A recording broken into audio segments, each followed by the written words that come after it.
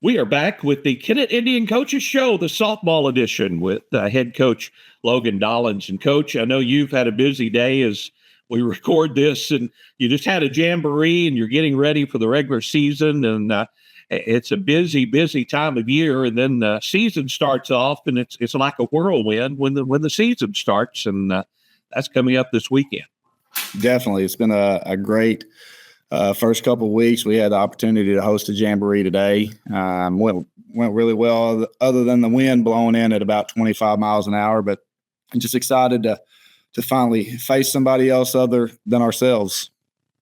A lot of times that's the challenge early on.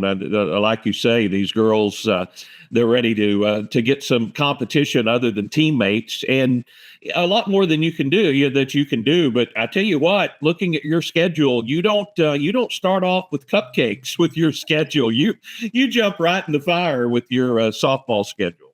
Yeah, definitely. We'll head down to the Blazer Blast on Friday and Saturday. We open up against Bauxite High School, who's a really solid program, and then we'll work our way into the weekend. And the goal of it is to face really good pitching. We try not to shy away from competition, and I think just looking at our schedule, I would say that we have a pretty tough schedule, and a lengthy one at that. So for us, it's just are we going to be battle tested in the end? Well, I think some of that early season competition names pop up there that traditionally have really good teams and teams that you're going to have to beat probably to go back to the Final Four. And, looking at Park Hill Central, St. Genevieve, Potosi, Scott City, who's had very good programs in the past, also one of your early opponents, and then West County. I'll tell you, look at those teams, and that's a pretty good early season tune-up for your. Oh yeah, definitely. Excited about the opportunity to head to Scott City on next Thursday, and turn right around and play Potosi and Park Hills in the same day, and then on Saturday you've got St. Gen and West County. So it's a grind right at the beginning. I think we're looking at something like 8 games in 7 days. So again, it's just going to be a test to our girls and coaching staff. On top of that, can we, stick our nose into the game and continue to play hard even when our bodies get tired? Because that's what happens at the end of the year. You get to that point where your bodies start to wear down, but can you finish the season the right way? Well, it's the softball and baseball seasons, and you having played baseball and of course coaching softball, it doesn't seem like football where there's that big fall practice and the lead up to the season. You guys have to get ready to play in a hurry because basketball season ends and you turn right around and you're playing softball.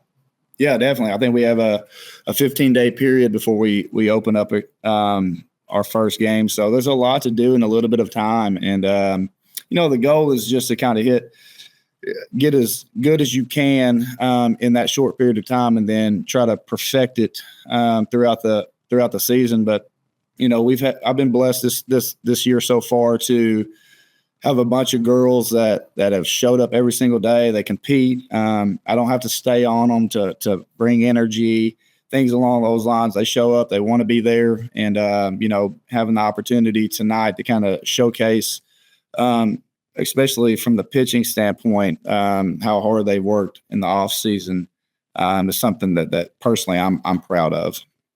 Well, let's talk a little bit about your team this year, as coming off that Final Four appearance last year, and you've got some returning players, and I'm sure you're going to have some new players that you're going to rely on as well. Yeah, right now we have 12 kids, so it's a little bit smaller of a team than what I'm used to. Seniors wise, we have Hanley McAtee. She's returning. Emma Claire Bodkin, Lauren Barton, and Emma Tennant, our catcher. So we're going to rely on them to kind of be the backbone of the team, and that's something that they've done a really good job of so far. We have some juniors. Bailey Wilcutt, We lost her towards the end of the year last year due to an ankle injury. She just wasn't 100% healthy when we went to the Final Four. It's great to have her back. Just the energy part of it. Kind of a speedster on the base paths. Lexi Wallace returns, just a really good varsity level outfielder for us. And then from the junior standpoint, Kinsley McKegg, plays up the middle for us.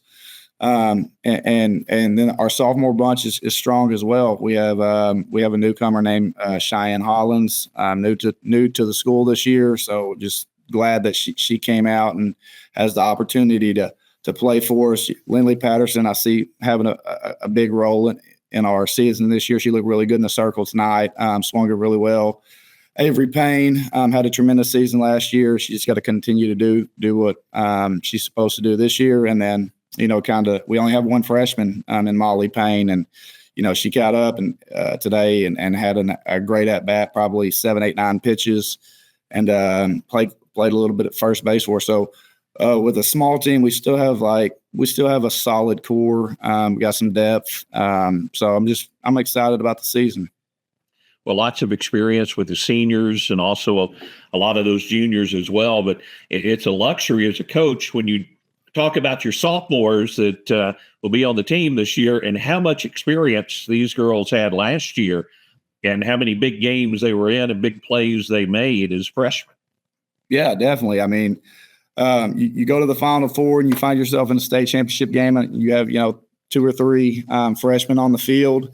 That's something brand new to them. So coming in this year, we just seem a little bit more relaxed, a little bit more eager to try to win. I think, being so close to winning a state title like we did last year, there's not been a whole lot of motivation from my standpoint. They're staying on me when it comes to practice and things along those lines. So. Just from their standpoint of just showing up and doing what they're supposed to do on a daily basis, it's just been great so far. It's a luxury for a coach when he has players that play a lot of softball during the year, and you have those players that play on travel teams and are very active in the off season. Yeah, our girls put in a lot of time. I know starting in November.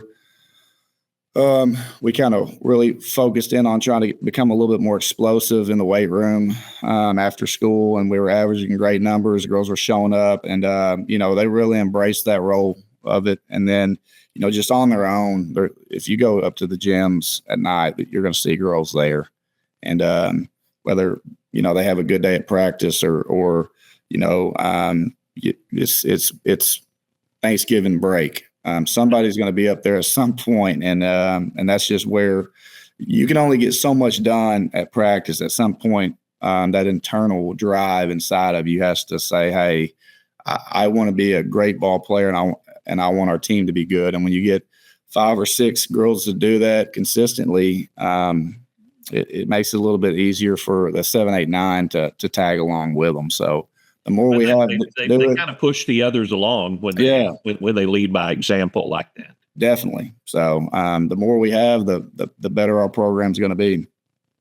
Well, Coach, you talked about pitching, and that's such an important part. You've got your catcher returning, which is such a luxury. But I know that Hanley is going to be relied on again, a big role in the circle for your team. Some of your other pitchers this year. Yeah, other than Hanley, you've got Emma Claire Bodkin. She filled up a lot of innings last year for us. Looked really sharp tonight. Lindley Patterson did a great job. She's one of those ones that's really stepped into a role and really worked this offseason to kind of perfect her craft, especially in the circle. And then Avery Payne is one of those girls that her stuff is electric, and if she, just with consistency and more innings, we have 4 varsity level pitchers that can go and I believe beat anyone. I also think Molly Payne kind could do some things for us too. She's going to see some innings as a freshman, lefty, just something different to be able to work in there. So we've got 5 girls that I think could pitch at the varsity level, and 4 of them for sure I think could beat anyone around. Well, Coach, it sounds like you got a great bunch of ladies, and I know as you kick the season off, the goal is to bring home a state championship at the end of the year, and we're going to be following you along the way, and I know you're going to have big crowds out supporting you as well. We appreciate the time. I know you had a lot going on, and we're recording this late on Tuesday evening after you had your jamboree, and we appreciate your time, and we'll let you get back at it and have a little bit of relaxation before the grind really begins. Well, I appreciate it. Like I said, hoping to have a great season and hoping to win a district title and continue rolling on from there. Well, we'll get set on a schedule and we'll talk again on a regular basis, and hopefully visit next week, and we'll have it on Friday's coaches show, because you're going to have a few things to talk about by the time we reach next Friday. A lot of games under your belt. Coach Logan Dollins, thanks. Good luck, and we'll talk to you again next week. Appreciate it. All right, that's Coach Logan Dollins here on the Kennett Indian Coaches Show.